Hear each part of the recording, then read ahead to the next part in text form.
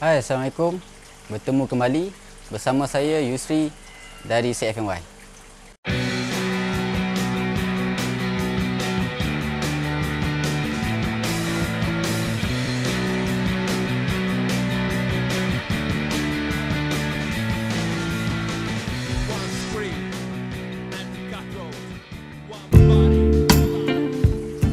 Kali ini saya akan kongsikan dengan anda semua berkaitan proses pembesaran dan juga proses grading.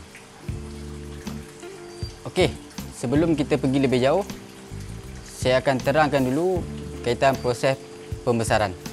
Setiap anak benih yang dilahirkan akan melalui proses pembesaran sehingga ke saiz induk.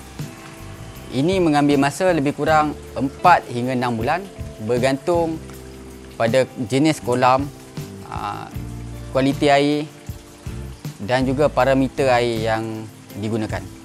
Setiap anak benih yang baru turun akan melalui proses saling kulit ataupun molting setiap minggu sehingga usia 1 bulan ataupun saiz 1 inci.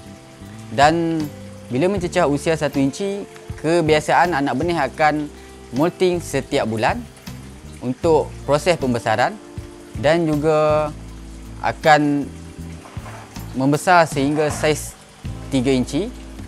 Jadi bermakna di sini di peringkat anak benih, proses pembesaran ataupun proses molting berlaku lebih kerap berbanding pada peringkat induk.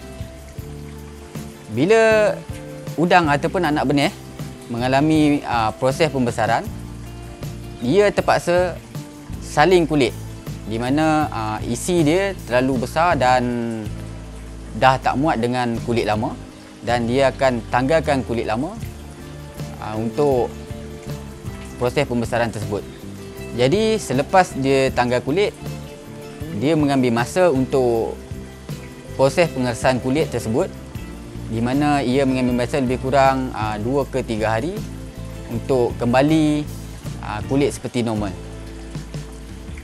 Dalam proses ni, anak benih tersebut agak berisiko dan terdedah kepada kematian dan juga dimakan sesama sendiri. Untuk proses pembesaran ni, anak benih memerlukan ruang yang selesa, kadar kuantiti yang minimum ataupun yang disarankan, yang sesuai, dan juga anak benih tersebut perlu ada perumah untuk berlindung. Ini semua memainkan peranan untuk mengekalkan survival rate ataupun kuantiti anak benih yang boleh survive nanti. Jadi penting, seperti saya terangkan sebelum ni, penting untuk kita letakkan perumah untuk anak benih yang 1 inci ke atas. Tetapi bila mencecah saiz 1 inci dan ke atas, kita perlu membuat perumah, tak kisah daripada PVC ataupun shelter-shelter lain, pelbagai kaedah yang kita boleh DIY sebagai tempat untuk dia berlindung, sebagai untuk dia rehat dan juga tidur. Tapi di sini kita tekankan sebagai proses untuk berlindung semasa proses molting ataupun saling kulit. Di sini ingin saya tekankan di mana setiap proses molting ataupun proses pembesaran, udang memerlukan sumber kalsium yang mencukupi, di mana ia akan serap sumber kalsium melalui kalsium yang terlarut di dalam air dan menjadikan baltu kalsium. Okey, baltu kalsium mengikut saiz 1 inci, 2 inci dan sehingga saiz besar. Udang akan menggunakan batu kalsium ni untuk mengeraskan kulitnya. Jadi itu saya cakap pentingnya perumah masa selepas dia saling kulit untuk dia protect diri dia bersembunyi dalam perumah tersebut. Tetapi untuk makluman tuan-tuan semua, selepas udang saling kulit, dia akan berehat di kawasan lapang, di mana proses saling kulit tersebut berlaku di kawasan lapang juga, dan dia mengambil masa lebih kurang 1 hingga 2 jam untuk dia pulihkan tenaga sebelum dia bergerak ataupun cari tempat untuk bersembunyi. Di sinilah terdedahnya kepada risiko. Jadi seperti saya sebut tadi, faktor kuantiti dan keselesaan tempat main peranan untuk mengurangkan risiko udang yang saling kulit tersebut dimakan oleh udang lain. Jadi bila perlu kita lakukan proses grading tersebut? Proses ini perlu dilakukan sebaiknya sebulan sekali, di mana setiap bulan kita mengeluarkan semua udang dalam kolam kita. Okey, saya ambil yang paling kecil yang ada dalam ni, di mana kaedah pengukuran untuk menggredkan udang daripada hujung kepala sehingga ke hujung ekor udang ni. Okey, kita perlu tegakkan macam tu. Letak. Kita dapat bacaan ukuran udang ni iaitu 1.7 inci. Iaitu 1 inci setengah lebih lah. Maksudnya tak mencecah 2 inci. So kita letak pada kotak ataupun bekas yang untuk 1 inci. Seterusnya kita cek. Okey. Kali ni saiz ngam-ngam 2 inci. Iaitu mencecah usia 2 inci. Dan kita letakkan berasingan lah berbanding saiz tadi, iaitu untuk saiz 2 inci. Okey, seterusnya kita ambil yang lebih besar. Contoh, kita bagi contoh. So kita dapati ini sama juga ngam-ngam saiz 3 inci.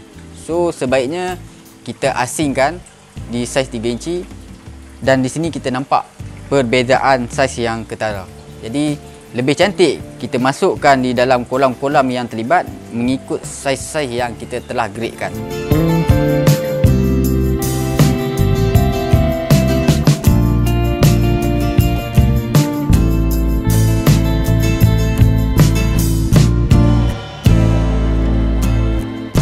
Kali ni saya belanja anda semua macam mana cara saya harvest kolam benih orin, dan kalau ada rezeki saya tunjukkan proses grading.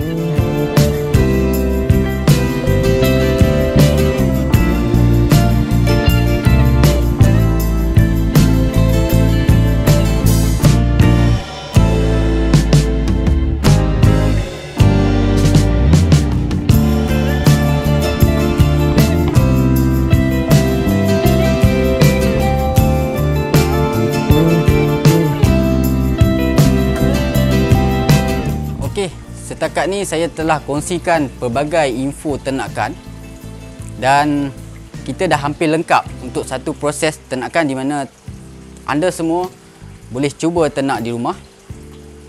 Dan untuk makluman anda semua, minggu hadapan merupakan episod terakhir di fasa pertama, iaitu info berkaitan ternakan udang kara air tawar ni. Dan juga jika anda merasa video-video ini bermanfaat untuk anda, boleh tekan button like, subscribe dan share. Semoga ianya memberi manfaat kepada ramai yang berada di luar sana. Okey, sehingga berjumpa lagi di episod akan datang. Terima kasih.